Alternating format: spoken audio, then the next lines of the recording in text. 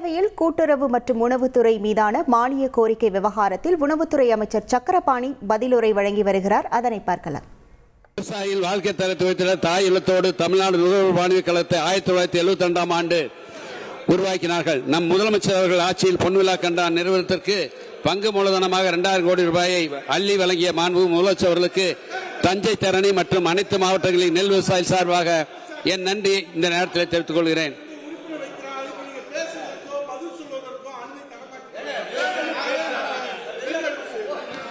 தலைவர் கலைஞர் அவர்கள் ஆட்சியில் 2007-2008 ஆண்டு நெல்லுக்கான ஊக்கத்தொகை சன்னரகத்துக்கு 70,000, பொது ரகத்துக்கு 50,000 முதலாக வழங்கப்பட்டது. கடந்த 10 ஆண்டு ஆட்சியிலே நெல்லுக்கான ஊக்கத்தொகை வழங்கப்படவே இல்லை. 2021 ஆண்டு மாண்புமிகு முதலமைச்சருடைய அரசு பொறுப்பேற்ற பின்பு சொல்வதையும் செய்வோம், சொல்லாததையும் செய்வோம் என்ற தாரக மந்திரத்தை அடிப்படையாக கொண்டு நெல்லுக்கான ஊக்கத்தொகையை 2021 ஆண்டு சன்னரகத்துக்கு 70,000 100,000, பொது ரகத்துக்கு 50,000 75,000 உயர்த்தி கொடுத்து கடந்த 2024-25 ஆண்டு சன்னரகத்துக்கு 130 ரூபாய் ஊக்கத்தொகை, பொது ரகத்துக்கு ஊக்கத்தொகை 105 ரூபாய்.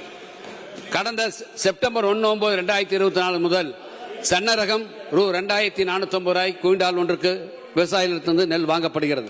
அதே மாதிரி பொது ரகம் நெல் குவிண்டால் ஒன்றுக்கு 2,405 ரூபாய்க்கு வாங்கப்படுகிறது. மாண்புமிகு முதலமைச்சர் அவர்கள் ஏற்கனவே கூறியபடி வருகின்ற செப்டம்பர் 1/9/2025 முதல் நெல்லுக்கு குவிண்டாலுக்கு 2,500 ரூபாய் வழங்கப்படும் என்று மாண்புமிகு முதலமைச்சர் அறிவித்திருக்கிறார்.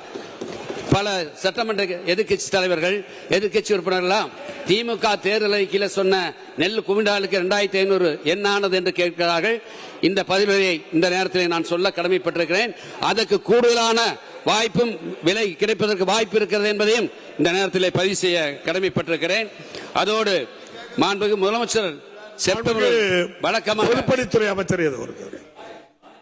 வழக்கமாக அக்டோபர் முதல் நாளில் தான் நெல் கொள்முதல் தொடங்கப்படும். அன்றில்தான் உயர்த்தப்பட்ட விலையும் கொடுக்கப்படும். செப்டம்பரிலே அறுவடை செய்தாலும் அக்டோபர் வரை காத்திருந்து மழைக்காலத்தில் கொள்முதல் செய்திடும் நிலையை மாற்றிட மாண்புமிகு ஒன்றிய பிரதமருக்கு மாண்புமிகு முதலமைச்சர்கள் கடிதம் எழுதி உயர்த்தப்பட்ட விலையில் செப்டம்பர் முதல் நாளிலிருந்தே நெல் கொள்முதல் பணியை தொடங்க வலியுறுத்தவர் நம் முதலமைச்சர் அவர்கள்.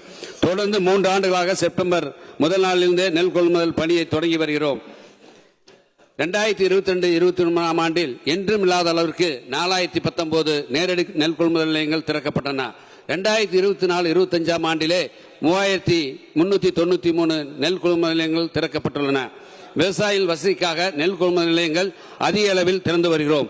இந்த ஆண்டு இதுவரை 3.83 லட்சம் விவசாயிகளிடமிருந்து 29,46,000 லட்சம் மெட்ரிக் டன் நெல் கொள்முதல் செய்யப்பட்டு 7,186 கோடி ரூபாய் வழங்கப்பட்டுள்ளது.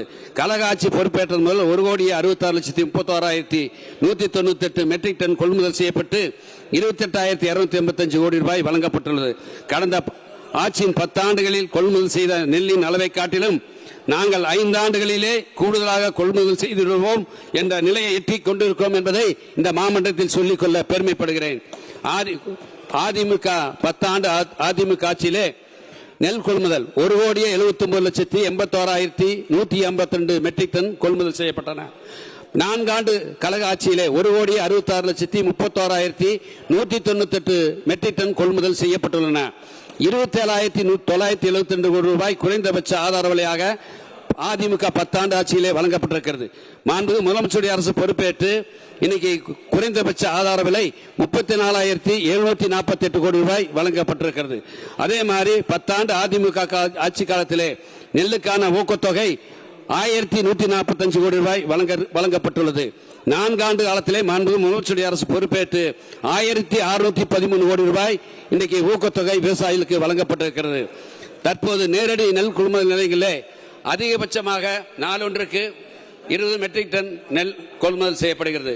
விவசாயிகளிடமிருந்து மூட்டைகளில் இல்லாமல் மொத்தமாக நெல் கொள்முதல் செய்து தானியங்கி முறையில் சுத்தம் செய்து துள்ளி அடையுடன் சாக்கு பையில் நிரப்பி தைத்து கன்வேயர் மூலமாக லாரியில் ஏற்றும் முறையில் நாளொன்றுக்கு 200 மெட்ரிக் டன் கொள்முதல் செய்யும் அதிதிறன் கொண்ட நெல் கொள்முதல் நிலையம் அமைக்க திட்டமிடப்பட்டு சோதனை முறையில் இதை செயல்படுத்திட தஞ்சாவூர் மாவட்டம் ஒரத்தநாடு பஞ்சநதி கோட்டையிலே சுமார் 1,39,00,000 மதிப்பீட்டிலே அதிதிறன் கொண்ட நெல் கொள்முதல் நிலையம் கடந்த 29/3/25 என்று திறக்கப்பட்டது. இது விவசாயிகள் மத்தியிலே மிகுந்த வரவேற்பை பெற்றிருக்கிறது என்பதை இந்த நேரத்திலே நான் தெரிவித்துக் கொள்கிறேன். நிரந்தர நேரடி கொள்முதல் நிலையங்கள் கலகாட்சியில் 4 ஆண்டுகளில் 280 இடங்களில் நேரடி கொள்முதல் நிலையங்களுக்கு சொந்த கட்டடம் கட்ட திட்டமிடப்பட்டு இதுவரை 145 கட்டிடங்கள் கட்டி முடிக்கப்பட்டுள்ளன. 44 நிலையங்களில் கட்டுமான பணிகள் நடைபெற்று வருகின்றன. ஆனால் கடந்த ஆட்சியில் 54 நிலையங்களே கட்டப்பட்டன என்பதை இந்த நேரத்தில் நான் தெரிவிக்க கடமைப்பட்டிருக்கிறேன். நவீன நெல் சேமிப்பு தளங்கள் இந்தியாவிலே முதல் முறையாக தமிழ்நாட்டில் மேற்கூரையுடன் கூடிய நவீன நெல் சேமிப்பு தளங்கள் கட்டப்பட்டு திறக்கப்பட்டுள்ளன. கடந்த ஆட்சியில் திறந்தவெளி சேமிப்பு கிடங்கள் 90 இருந்தன.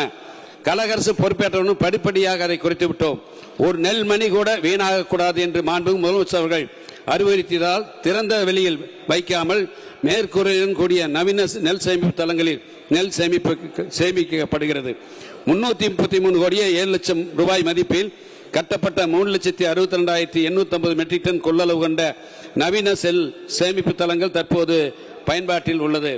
40,500 மெட்ரிக் டன் கொள்ளளவு கொண்ட நெல் சேமிப்பு தளங்களின் கட்டுமான பணிகள் நடைபெற்று வருகிறது.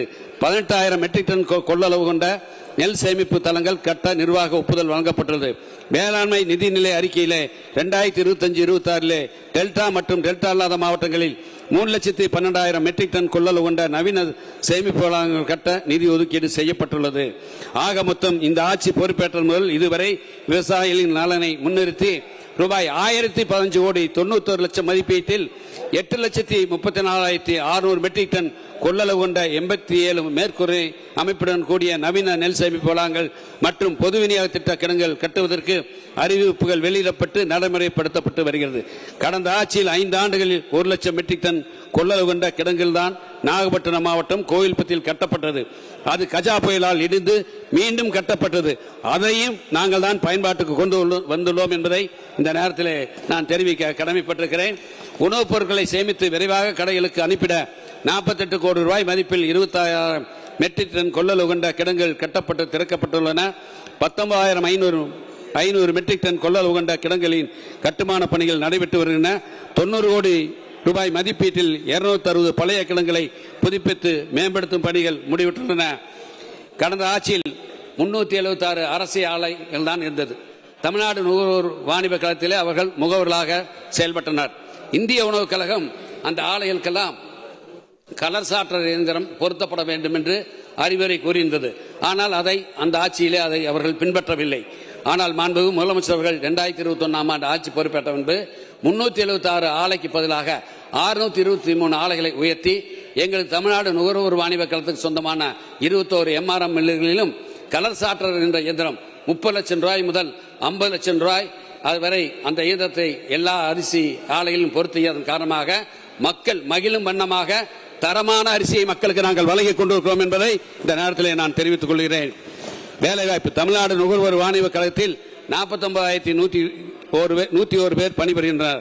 கழக ஆட்சி பொறுப்பேற்ற முதல் இதுவரை 3,577 பேருக்கு பணி நியமனமும் 265 பேருக்கு கருணை அடிப்படையில் பணி நியமனமும் 669 பேருக்கு நிரந்தர பணியாளர்களாக நாங்கள் நியமனம் செய்துள்ளோம். மாண்பு முதலமைச்சர் அவர்கள் கடந்த 2021 ஆண்டு டிசம்பர் 31ஆம் தேதி தஞ்சை மாவட்டத்திலே கலந்து கொண்டு அரசு நிகழ்ச்சியிலே கலந்து கொண்டு அங்கே நேரடி கொள்முதல் நிலையத்தில் வேலை பார்க்கின்ற தொழிலாளர் பெருமக்களோ பட்டியலத்தரோ உறவுவரோ காவலர்களோ கூலி உயர்வோ சம்பள உயர்வோ கேட்கவில்லை. ஆனால் மாண்பு முதலமைச்சர் அவர்கள் தாய் இல்லத்தோடு மூட்டைக்கு சுமை தூக்கும் தொழிலாளருக்கு மூட்டைக்கு 3 ரூபாய் 25 காசு இருந்ததை 10 ரூபாயாக உயர்த்தி கொடுத்தார். பட்டியலத்துக்கு தினப்படியாக 120 ரூபாய். அதே மாதிரி உதவுவர் காவலருக்கு தினப்படியாக 100 ரூபாய் உயர்த்தி கொடுத்தார். ஆண்டுக்கு 83 கோடி ரூபாய் கூடுதல் செலவானாலும் பரவாயில்லை. அந்த வேலை பார்க்கின்ற தொழிலாளர் சுமை தூக்கும் தொழிலாளர்கள் பட்டியலித்தல் உதவுவதற்கு அவருடைய வாழ்க்கை தரம் உயர வேண்டும் என்பதற்காக தாயுள்ளத்தோடு 83 கோடி ரூபாய் ஆண்டுக்கு செலவானாலும் பரவாயில்லை என்று உயர்த்தியவர் மாண்புமிகு முதலமைச்சர் என்பதை இந்த நேரத்தில் தெரிவித்துக் கொள்கிறேன். அதே மாதிரி பொன் விழாவை முன்னிட்டு அனைத்து ஊழியர்களுக்கும் ஊக்கத்தொகையாக ரூபாய் 1,64 லட்சம் ரூபாய் வழங்கியவர் இன்றைய முதலமைச்சர் அண்ணன் தளபதி அவர்கள். கழக ஆட்சியில் இதுவரை 19,62,717 புதிய குடும்ப அட்டைகள் வழங்கப்பட்டுள்ளன. இன்னும் குடும்ப அட்டைகள் இன்னைக்கு சரிபார்க்கப்பட்டு வருகிறது. விரைவில் இன்னும் புதிய குடும்ப அட்டைகள் வழங்க இருக்கிறோம் என்பதையும் இந்த நேரத்திலே மாண்பு உறுப்பினருக்கு நான் தெரிவித்துக் கொள்ள ஆசைப்படுகிறேன். குடும்ப அட்டைகளின் தரவு தொகுப்பு புலம்பெயர்ந்தவர்கள் மற்றும் இறந்தவர்கள் பெயர்கள் குடும்ப அட்டையிலிருந்து நீக்கம் செய்யப்பட்டு அட்டை தரவுகளின் தொகுப்பில் திருத்தங்கள் மேற்கொள்ளப்படுகின்றன. இவ்வகையில் 6,11,887 குடும்ப அட்டைகள் ரத்து செய்யப்பட்டு 27,75,923 நபர்கள் பெயர்கள் நீக்கம் செய்யப்பட்டுள்ளன. செய்திகளை உடனுக்குடன் தெரிந்து கொள்ள உடனே சப்ஸ்கிரைப் பண்ணுங்க.